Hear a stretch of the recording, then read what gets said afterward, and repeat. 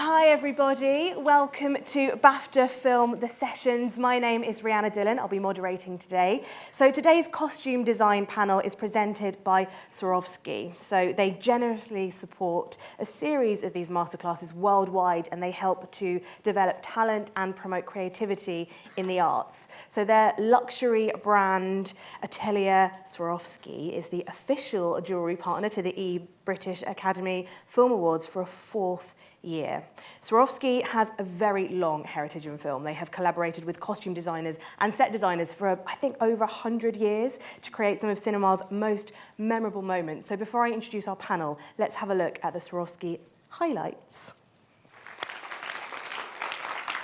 I'd now like to welcome on stage our fabulous panel of nominees. So please start with Julian Day, who's here for Bohemian Rhapsody. We have Mary Zophres from the Ballad of Scruggs, Alexandra Byrne for Mary, Queen of Scots, and Sandy Powell for The Favourite and Mary Poppins Returns.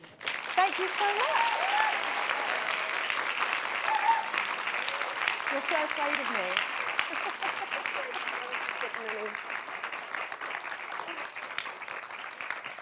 Thank you so much for joining me on stage today. So I want to start talking about, with all of the sort of BAFTA-nominated costume designs today, we have a real range of eras, from the 18th century to the 80s. So as a starting point, is it easier to work on a film that is sort of more recently set, or is part of the joy kind of sourcing more niche costumes from a long, long time ago? Start with you? With me? I think they're both challenging. It just depends. They're different sorts of challenges. It's one is not necessarily more difficult than the other. It's just a whole different type of approach. Mm-hmm. Yeah, I think it all starts with the research. You're either going out into our world today to look at contemporary, or you're looking at pictures or portraits or archive. And looking at pictures versus portraits, obviously the detail in photographs is so much clearer, but I guess that gives you a bit more artistic license, does it? With looking at but you also have to work out why the photograph was taken. You know, that's not going to be representative of somebody, you know, in their kitchen making a cup of tea, is it? It's going to be a posed moment, a composed publicity moment, probably. And also somebody in their best clothes. Yeah, exactly. And the thing is with portraiture, painted portraiture, quite often the clothes are made up anyway. Yeah, they and they, you know, they'll make somebody more beautiful than they really are, or they'll add more jewels, or they'll stylize the look. So actually, what we're looking at is not necessarily what it really was. Or they're symbolic and political. I also find that with more contemporary stuff, people have more of an opinion. Or certainly producers and directors. Everybody has a say. Everyone thinks they know about contemporary. Exactly. Yeah. And probably the most difficult thing to fit is jeans, because everybody has something to say, everybody has a vanity, everybody has a neuroses, and there are millions of different types of jeans. So I was not expecting you to say jeans. No, this really is interesting, because I'm doing something at the moment that goes 50s, 60s, 70s, 80s. And it's ordinary people. It's about the women's lib movement in America, about Gloria Steinem. And we are fitting jeans the entire time. And the producers don't understand why I need to buy 10 pairs of jeans to fit one person. And they go, but, you know, you just get their size, don't you? You go, no, you need thousands of pairs of jeans just to get one fit, like you do when you go shopping yourself. You buy a pair of jeans. Yeah. It's harder. I actually find jeans are the I find the hardest. 20th century harder to do than That's really back in interesting. the day. So I was going to ask, do you have a sort of preferred era to dress? No, because I think it's usually about the story that comes first, and then you launch into it. So I think story first, and then what the hell are they wearing? Yeah.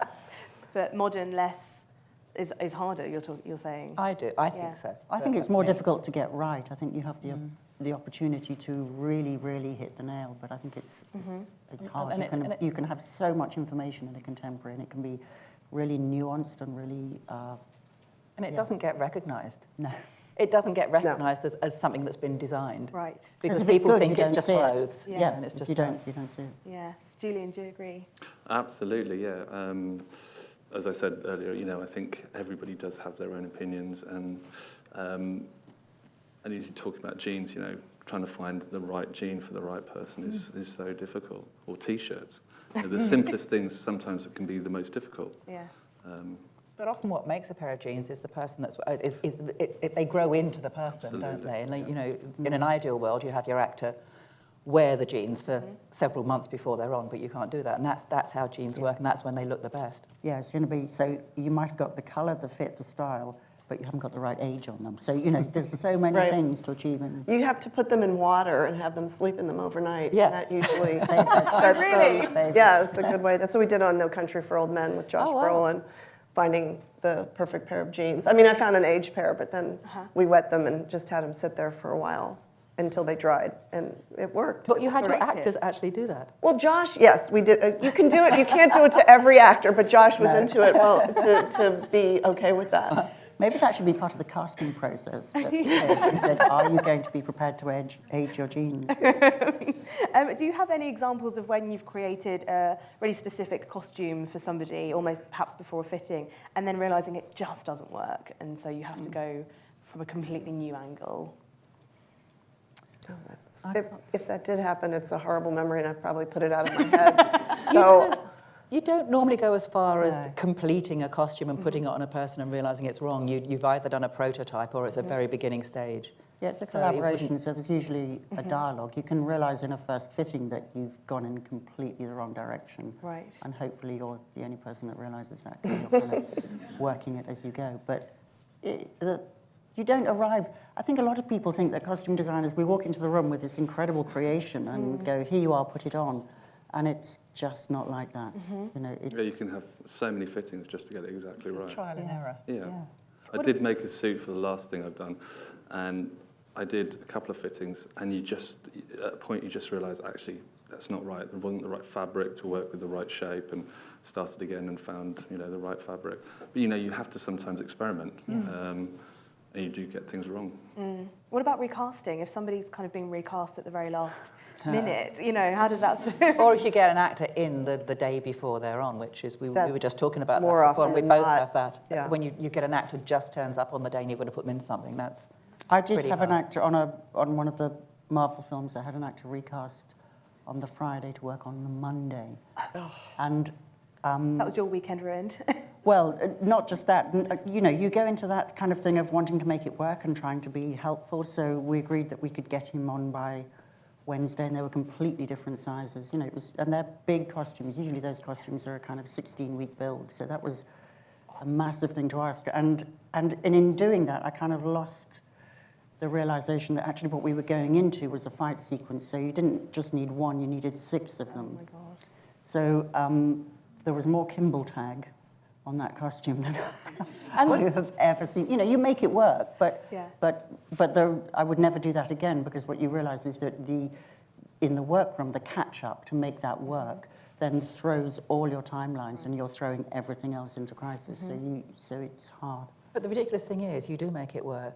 I And know, it does happen, I which know. means that the next time somebody asks you I to do know, something you would- impossible, they go, oh, but you did that. Right. I know. We don't believe you. But No, but actually a lot of us were talking about this last week, and there is this thing of budgets seem to be getting tighter, prep is shorter, actors are not available for fittings, and we keep making it work and making it work. And we're almost at the point where you go, we're enabling this. This is now ridiculous. Yeah, that's very true. Yes. Yeah. If you sometimes just got to say no, but you just don't want to. But we know we're compromising ourselves as well, because you'll make it work, but it won't be quite the thing that you wanted or as good as you know it could be. Right. But as far as everybody else is concerned, producers are concerned, It's no, that's okay. it. There's an It's actor with on, some clothes it's on happening. in front of a camera. You know, So you do have to work out your line that you'll draw where you go, actually, this is now no. But then you're working incredibly hard. You're sort of down a tunnel. You lose that sense of perspective sometimes, and so you fall into that thing of trying to make it work and not pulling back and going, actually, no, this is compromising. So I'm going to show some clips from each of the films, and then I will come to you for questions at the end. So I want to start with Bohemian Rhapsody. So let's take a look at a clip, and then Julian, I'm going to come to you. Oh, we can look down here. Oh yeah, we can look at it.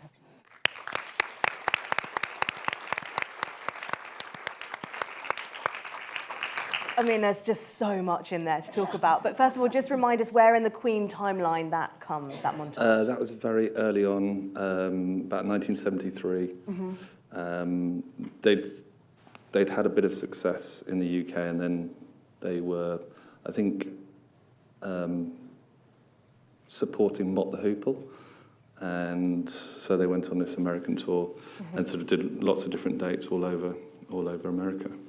So, I mean, the big question, where on earth do you start when trying to recreate the look of Freddie Mercury, one of the most iconic men of all time? Well, I think it's Freddie and obviously the rest of the band. I was kindly invited to Queen Archive, went down there and had a look at all the sort of different reference they've got. And, you know, the thing is, when you're doing something that sort of is in people's memories, you want to pay tribute to the fans, but you also have to be creative within the sort of realms of the script and the film. So I had a look at all the reference there, and we were doing certain concerts, so I knew I had to replicate those outfits. And a lot of the stuff that was in the US tour actually wasn't documented, so I could have free rein to design whatever I wanted. But, you know, later on, obviously, Live Aid, I think, is the one that everybody knows, and it's 20 minutes long, and they filmed the whole sequence. So I had to replicate that exactly.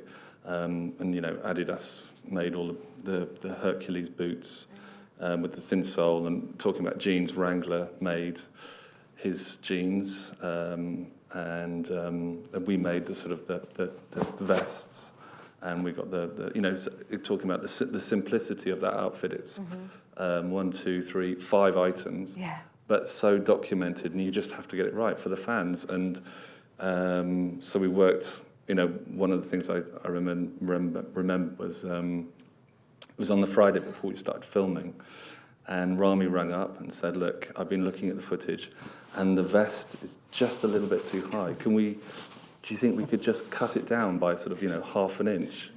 And I was like, and there was so much else going on, you know, a few days before filming, the last thing you want. But you know what? I looked at it and I thought, you know what? He's absolutely right.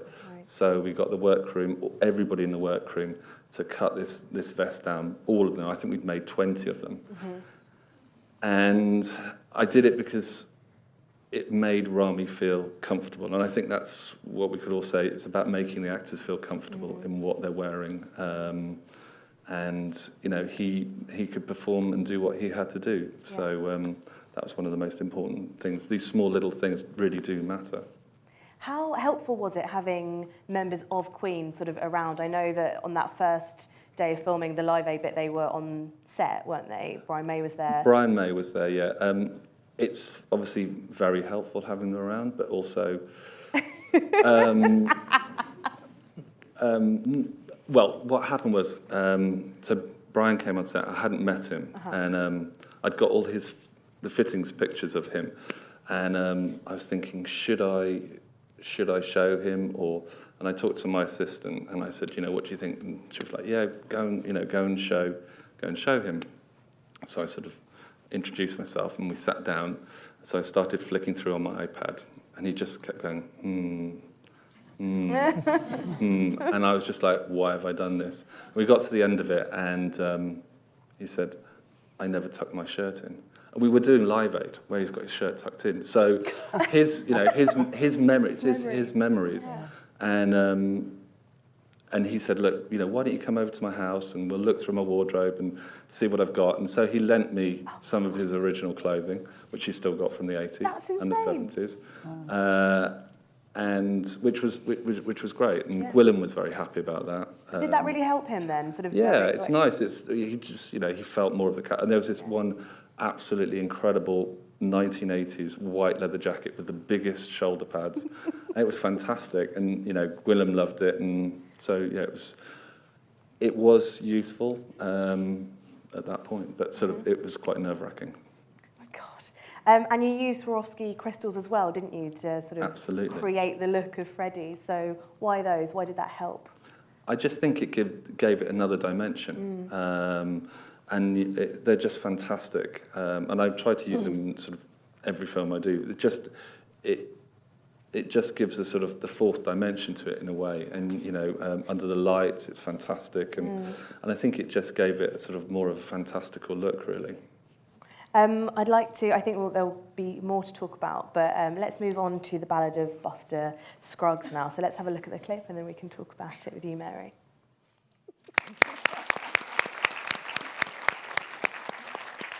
So much fun.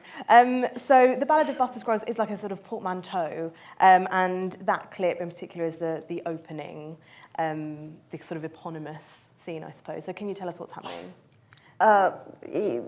Buster Scruggs is the title character, and he's his appearance is a man who is just a singing cowboy, but he's actually a lethal shooter, and proceeds to.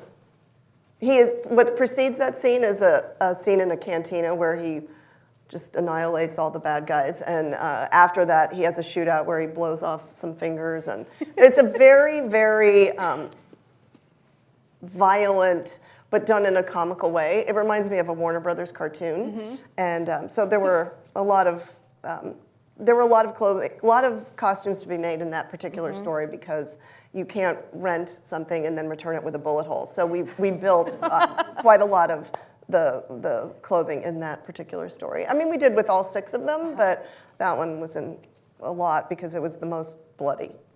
Yeah. What was the thinking then behind the all-white costume? The thinking was, in the script, he's a singing cowboy, and it was scripted that he's in all white. And then I proposed to the Coen brothers that maybe we try cream, and a suggestion to sort of pipe it. And the idea, even though it's set, all the stories are set in the late 1800s, the idea was that this singing cowboy was a reference from the 1940s, from Gene Autry, who's an American cowboy who sang, and there's a tradition of those films, and so it was obviously, it was like a mashup, this story, where you had this authentic, it was set in this authentic yet heightened place of the Old West, and then there was a singing cowboy who was sort of very 1940s, 50s, and so it was scripted that he was in white because that was what they were thinking, and they were referencing that kind of cowboy. And just there were details that I suggested to them that they were open to, and that's how we ended up in this outfit. And Tim Blake Nelson is a very small man.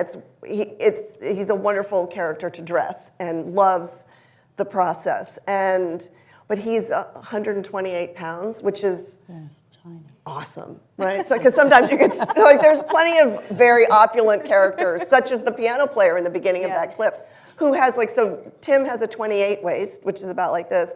And E.E. Bell, who's playing the piano, has a 60-inch waist. Wow. So that's very Coen brother to juxtapose that type of a smaller silhouette with a larger one. And but E.E. Bell is somebody, again, he didn't get shot, but we had to make his clothes because when you're working in that time period and you have a 60-inch waist, you're not going to find that size of a costume that's sort of perfect for the piano player. But anyway.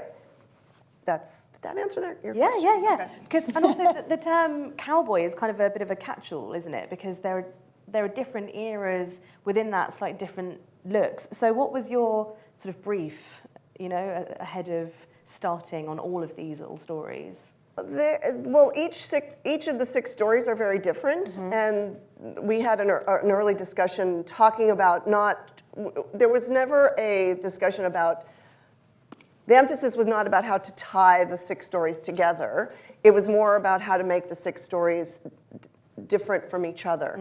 But we also knew that we would keep some kind of thread throughout. And so between production design and myself and the Coen brothers, we talked about sort of grounding all 6 stories in a reality of what we have studied and what the audiences perceive as the archetypes of the Old West and sort of the late 1870s, 1860s through 1870s.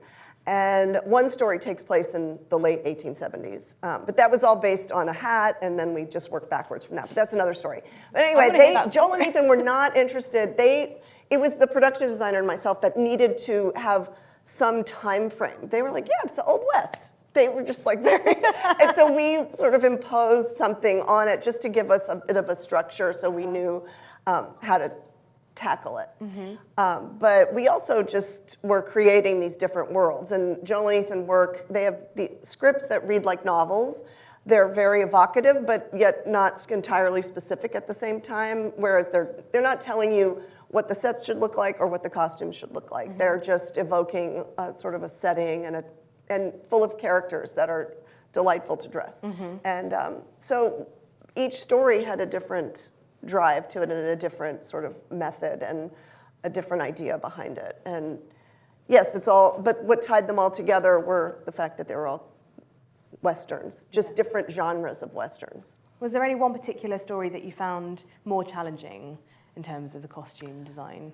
No, they were all challenging. And what was challenging was like keeping them all straight. It was like designing 6 different movies at the same time. Right, yeah. And that was more of a challenge because when you're prepping, you're doing all of them at the same time. And when you're filming them, we did film in one story at a time. There were 1 or 2 days where 2 stories overlapped. But you're constantly, but it was just like any other movie, but you're prepping almost, I guess it would be similar to what a episodic TV, I don't know, I've never done TV, so I don't know, but it was, you would be working on one and filming that one and, you know, making sure you're ready for the next one, which had a whole different set of stock and a whole different set of leads. And so actors flying in, and it was complicated, but it was a really interesting film to do because it was so, each of the stories were so different. I'm going to move on now to Mary, Queen of Scots, and this is such a great scene, so let's have a look and then have a chat about it.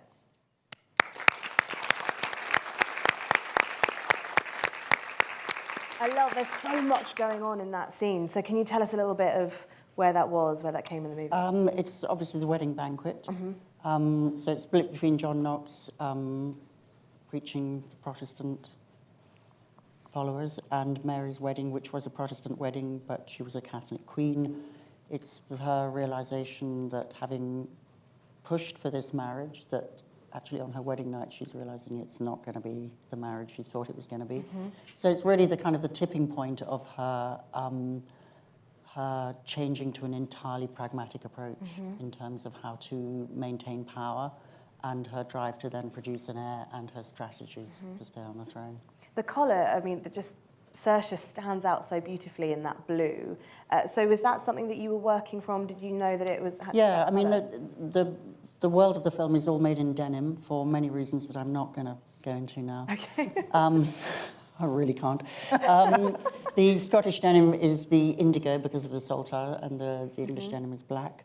And there's a sort of barometer of Mary's power and self-esteem with how blue she is within that. And at the wedding, she thinks everything's going very well, so she's in this entirely kind of saturated cobalt blue.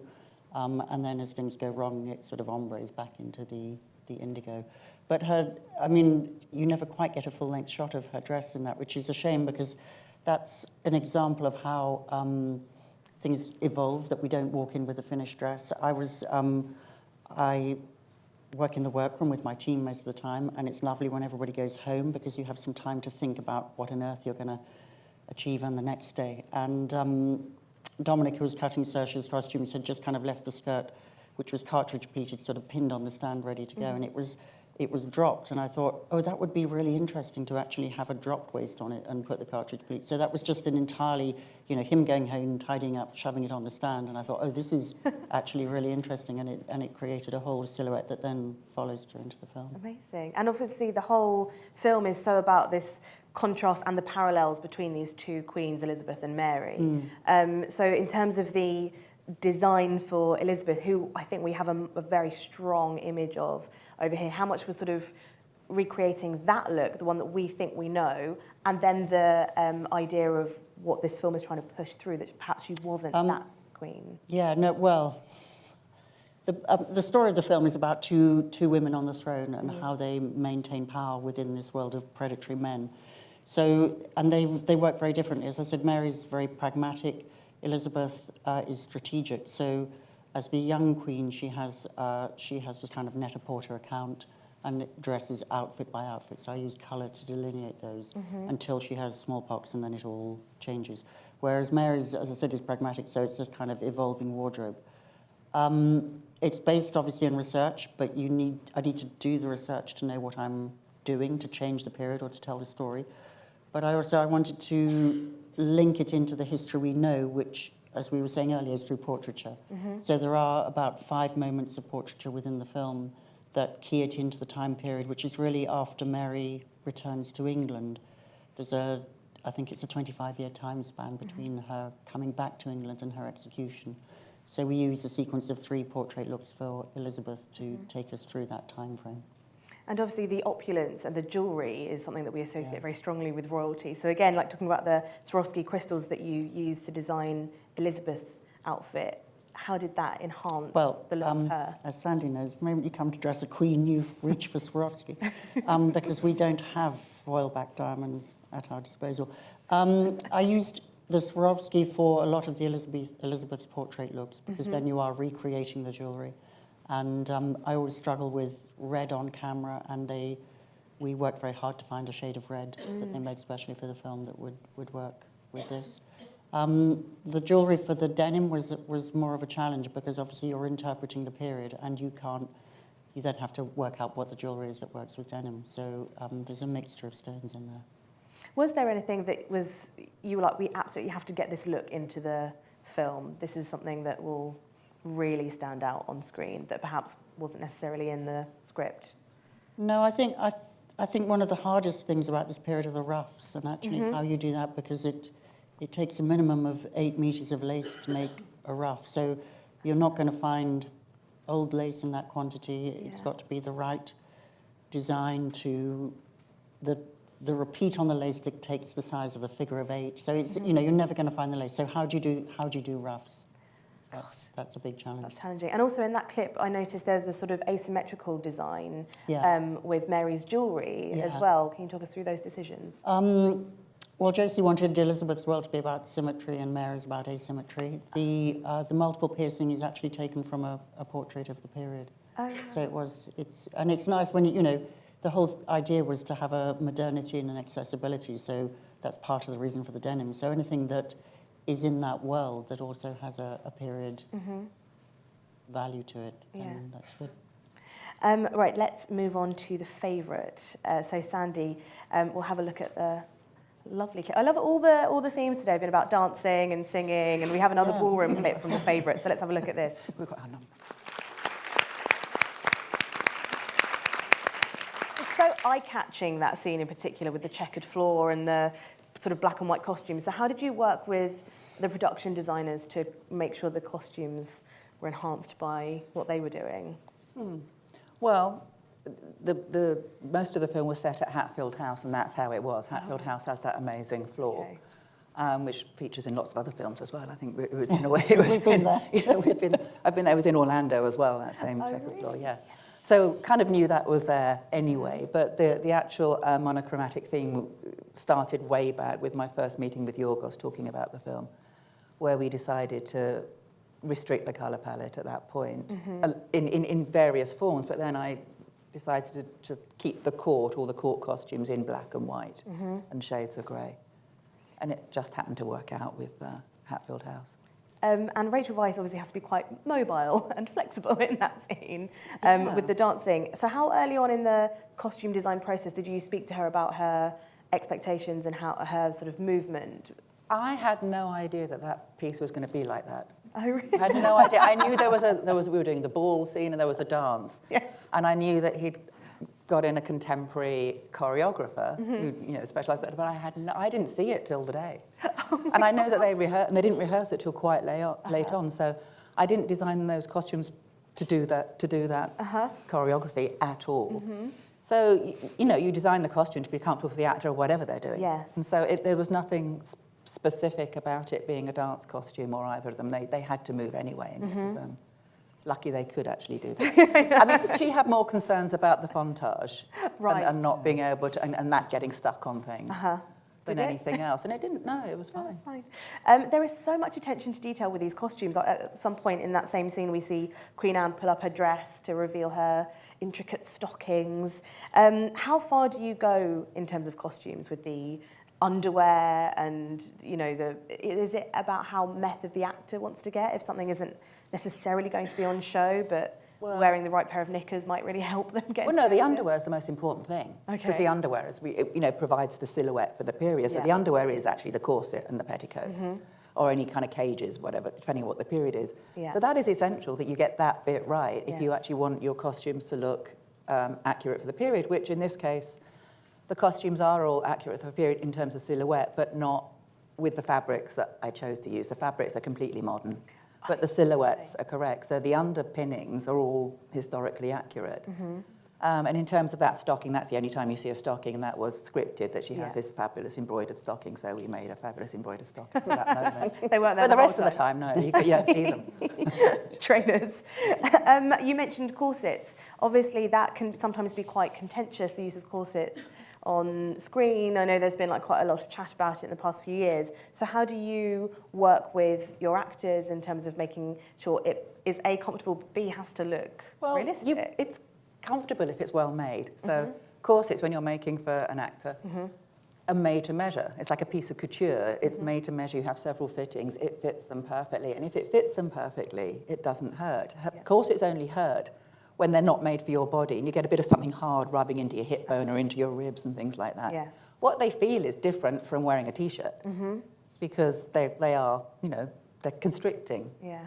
And they make you stand up straight, and they give the right shape to the clothes. So the contention surrounding all of that, I think, is where people's quotes have either been misinterpreted or interviewers have put words into actors' mouths. Like, everybody wants to hear that the corsets are painful, and if they're made properly, they're not.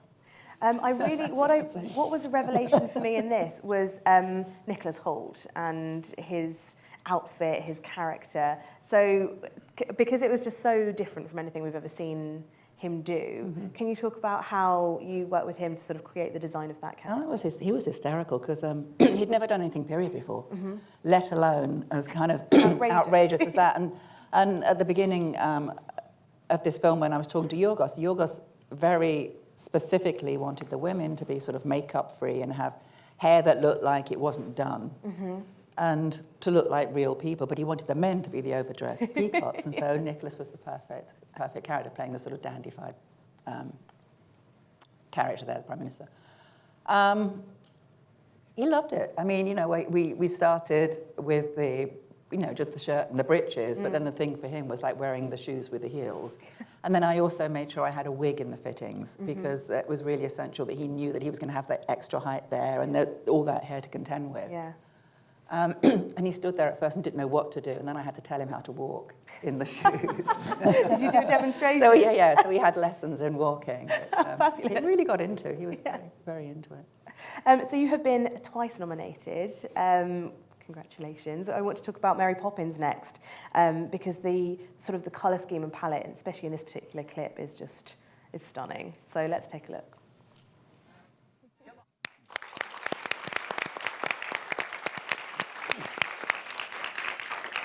So in Mary Poppins Returns, you sort of had a template because of the first Mary Poppins, but also this had a very unique style and was set in a different era. So what did you definitely want to bring to the big screen in terms of your Mary Poppins, this one?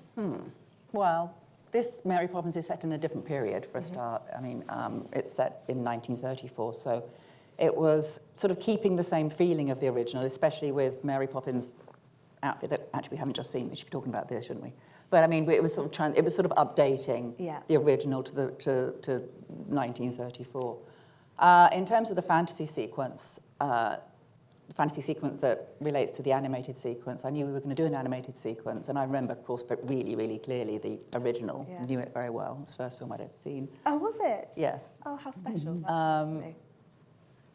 And it's magical, but what I actually wanted to try and do something different with the live-action characters and make them part of the animated world, which is why we did the sort of the hand-painted 2D-looking costumes. So I just wanted to ask you, yes, how did you do that? How did you create that look? Trial and error. Oh, really? No, I had the idea, wouldn't it be great to make the costumes look as if they were painted by the animators, or like they were part of the same world? Yeah.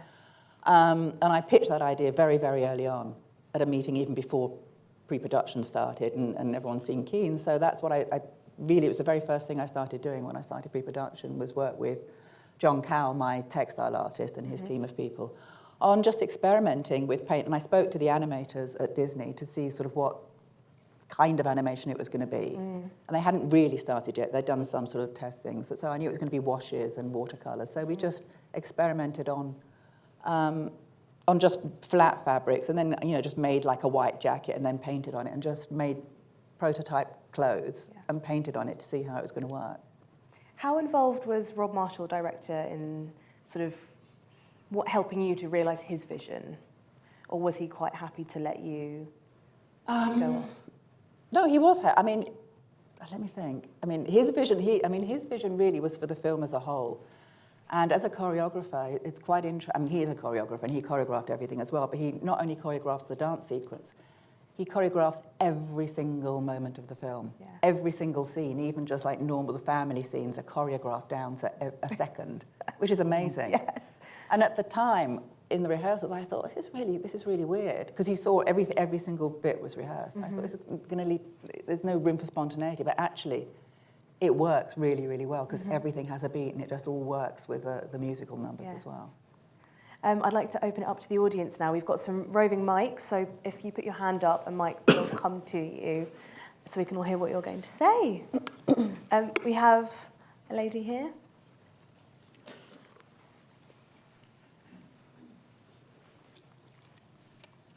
I was just wondering, how much do you work with the director? And are there any times where they almost give you complete free rein to do kind of whatever you want? Or how much is it that you work together to create something?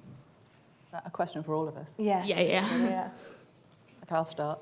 It depends on the director, but obviously the director is the person that you're working for, and it's our job to help create their vision.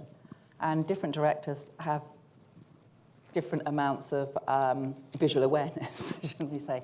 I mean, some directors know about clothes and are interested in clothes and can be really specific, and others will say, I want the character to feel like this, or they might want a particular colour somewhere and leave it completely up to you. It's totally different. Every job is completely different, but you work closely with them to make sure that what you're doing they like and works within their sort of the vision that they have of the film. I think the hardest part is actually trying to explore, to understand what their vision is, because a lot of directors don't actually understand about clothes, but they have very clear ideas in their head, and you begin by using words to describe those visuals, and then you have to move it into visuals, so it's finding ways to actually explore and understand what they're thinking, which they might not know. It might just be so much in their head that they don't know how to articulate it. So sometimes you're quite a detective in terms of getting to understand what they want to say. But as Sandy said, the bigger job is to help them tell the story that they want to tell. So it's a different collaboration every time, I think. Usually the first thing I ask a director is, do they have any visual images to show me? And it doesn't have to be clothes. I mean, it could be anything at all, anything visual, whether it's a film, which is usually what Martin Scorsese gives you, as a big film list. Yeah. I mean, I've watched an entire film to look at a collar that he was interested in. A stripe on a collar. Which film was that? You remember? I should remember. I think it was Les Enfants du Paradis, to see somebody's stripe on a collar. But I ask to see any kind of images, anything, even if it's just something, because even though you look at it and you think, well, how does this relate to clothes? It sort of sinks in, it goes into, your own consciousness, and then it really helps. Yeah, if they can't give you images, it's quite difficult. Yes. Yeah.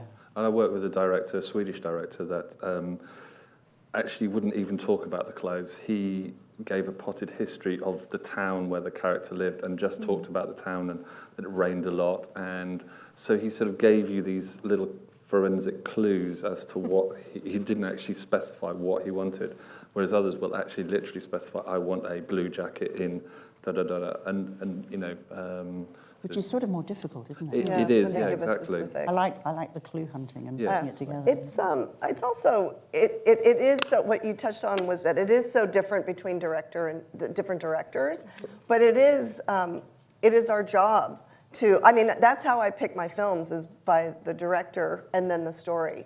And so the way the director tells a film and tells his story through film. And so that is who I consider to be the first sort of boss, for lack of another word. And then it's working with your own design, and then working with the actors and making sure that the actors feel like they are in their character when they go to camera.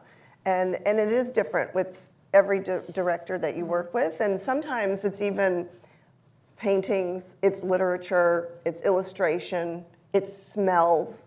I've gotten that.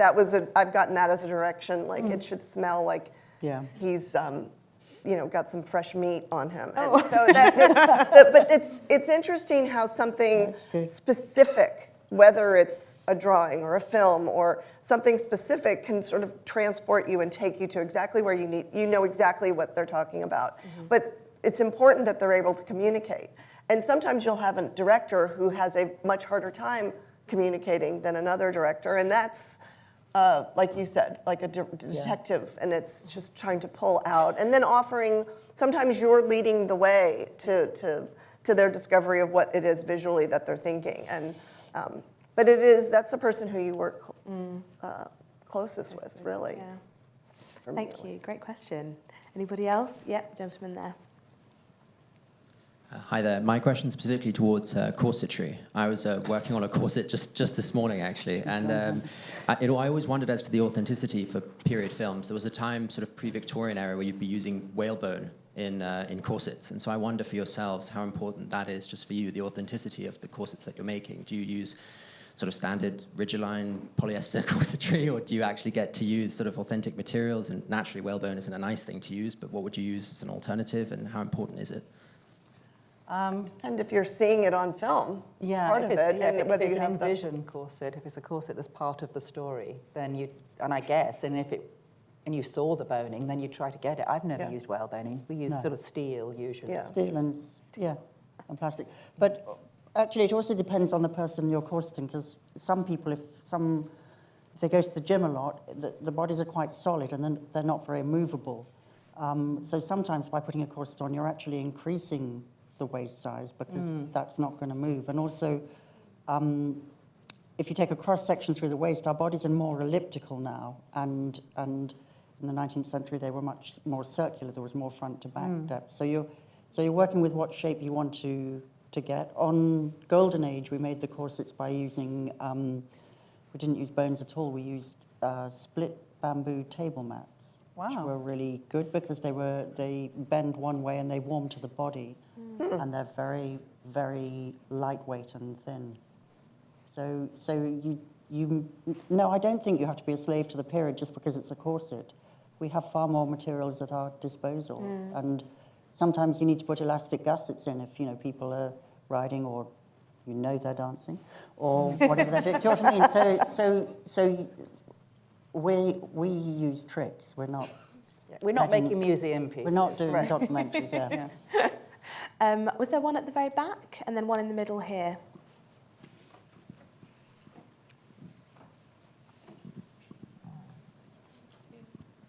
Hi. This could be relevant to all of you, actually. Do you ever outsource much of the manufacturing when you're making the costumes? Or how big is your team in-house? It depends on the project and what your budget is and how many people you can budget for. And on Buster Scruggs, we made a lot in-house, but there were things that if I had a sample just to relieve the workroom, like I was saying before, like if you have a lot of multiples that you can't possibly make every single character head to toe. We couldn't. We had one cutter fitter on the Ballad of Buster Scruggs, and then a crew of stitchers. But sometimes you're making it all in-house. For me, it's dependent on the film. I'm not sure about. Yeah. It depends on what you've got to do. On Mary, we had to make everything. So we prototyped in the workroom, but we used factories in Poland, India, and Leicester to make thousands of denim costumes, which is partly why I chose denim, because it's a very factory-friendly fabric. We did exactly the same on The Favourite, which was a really very small budget film. And I didn't have a big crew, but I made all my principals in-house. And all of the men, all of the politicians, all of the male courtiers were all sent to a factory. Yeah. We used the UK factory for that, and it was just like we managed to get the cut down to a very sort of simple way that a factory could make. The pattern and give that pattern over. It becomes like a Lego kit, isn't it, where you can build characters out of components.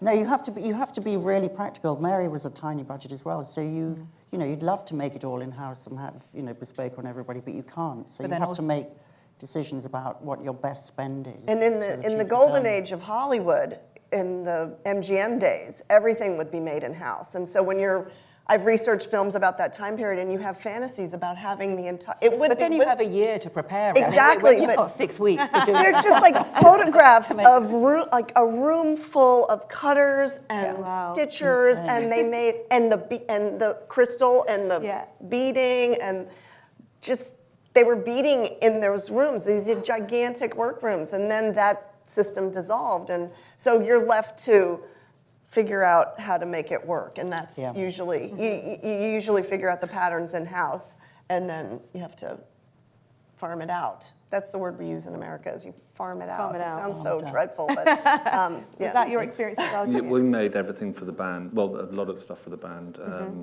but then when I first fitted Rami, the very first fitting with him, we found this pair of velvet flared trousers from Carlo Manzi's. And we used that pattern for all the trousers. We made them in denim, velvet, satin. So literally, and we farmed out, obviously, stuff for the crowd. But we tried to do everything within house. I mean, we used a few other makers, outsourced some of the bigger stuff. But yeah, as much as you'd like to do as much as possible, but you can't always do it. That's true. There was a question in the middle, Hi, you talked about jeans for a bit in the beginning, but do you feel that sometimes brilliant designs go unnoticed because they have a more modern look, and even if it does take the story further and it's very researched, very on point, it's not as applauded because it just looks modern? And do you find yourself ever gravitating towards projects that have this bombastic, big, old look, and you know that it's going to be successful with the public? We don't take on a job because we think it's going to be successful with the public. We take on a job, I think, speaking for all of us, because it's something that interests us and we want to do. Yeah, because I think all 4 projects are all 4 films are all 5, 5 I mean, films I personally don't particularly like doing contemporary films because I think it's really, really hard for that reason. I think it's really, really hard to get right. I love watching them, and I'm really aware. I'm really noticed when they're good, and I absolutely know that they don't get noticed by most other people. Most people wouldn't know that a designer had done it, and I'm really in awe of the people that do it and do it well. I agree. Yeah. I'm afraid that is all we have time for, though. So a massive thank you to Swarovski for sponsoring this event, and a huge, huge thank you to our amazing panel and nominees. Thank you so much for joining us.